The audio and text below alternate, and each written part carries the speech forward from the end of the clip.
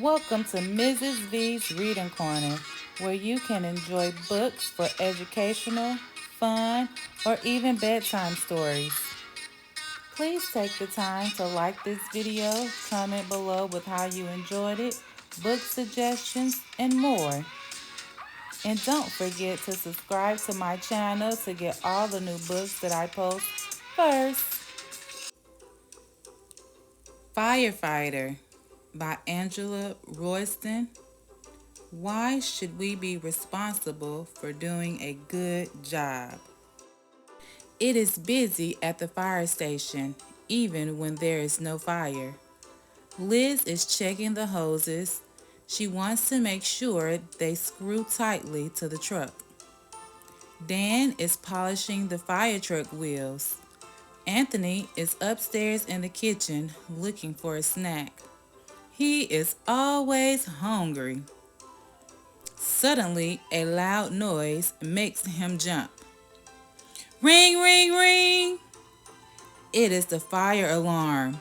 Anthony slides down the pole. Thud! He lands hard, but the thick rubber pad on the ground cushions his feet. Liz jumps into her boots and pulls up her fireproof pants. She checks the computer. It shows the fire is at 7 Oak Lane. In the truck, Liz grabs the walkie-talkie. Chief Miller, we're on our way. Right, says the fire chief. He has gone ahead in the special fast car. I'll meet you there.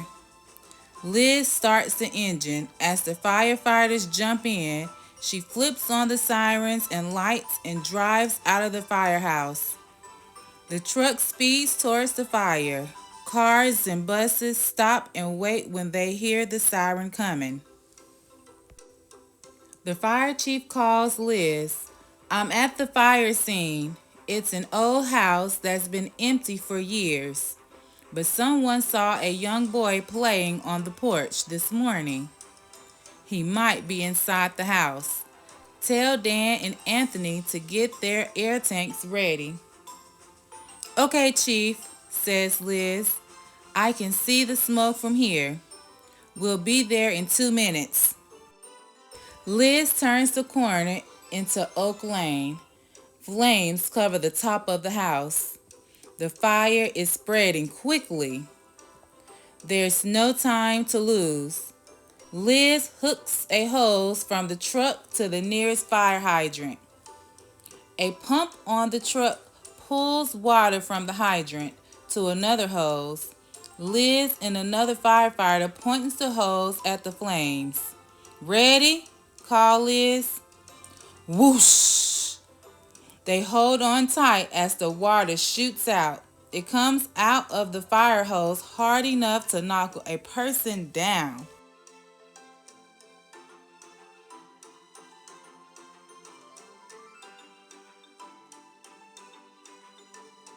Anthony and Dan are ready to search the burning building. They have put on their air tanks and face masks. Each tank holds 40 minutes of air. That's not much time. The boy's name is Luke, the chief tells them. Right, says Anthony. He grabs a hose.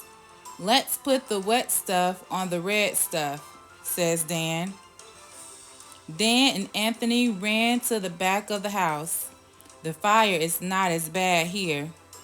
Dan feels the back door. If it is hot, flames could leap out.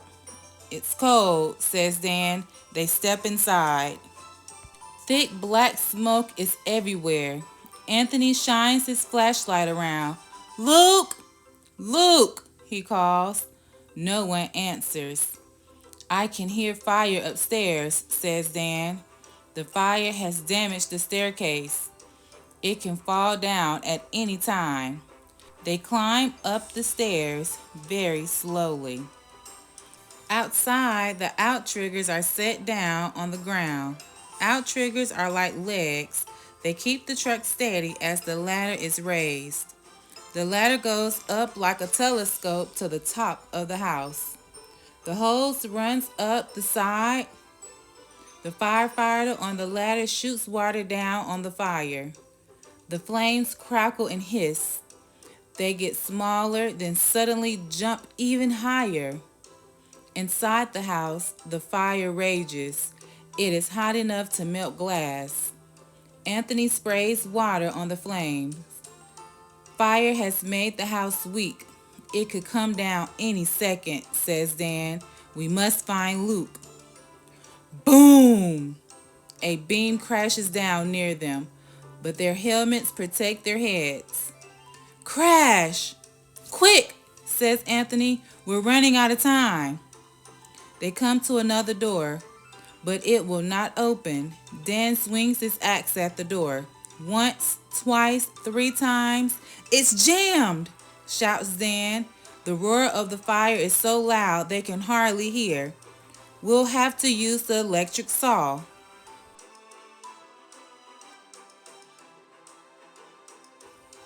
Anthony switches on the saw. Ooh. He cuts a hole in the door big enough to climb through. Luke, calls Dan. Luke. But the room is empty. Suddenly the chief calls. Get out now! The roof is coming down. Dan and Anthony race downstairs. They get out just as the roof falls in. We didn't find Luke, yells Dan. He's okay, says the chief. We just found him up the block. Whew, says Dan. Good news. Hours later, the flames are out. Anthony sprays water on the part still glowing red. He is tired and dirty and very hungry.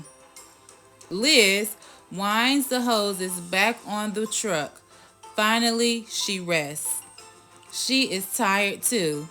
Back at the station, Anthony sits down to eat. At last, he says. Suddenly, a loud noise makes him jump up. Dinner will have to wait, laughs Dan. Ring, ring, ring.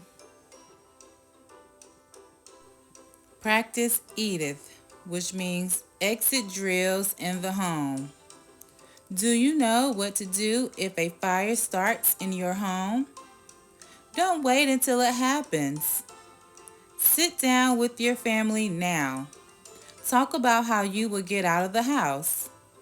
Plan at least 2 ways out of every room. Decide where you will all meet once you get outside. A fire drill now could save lives later. The end.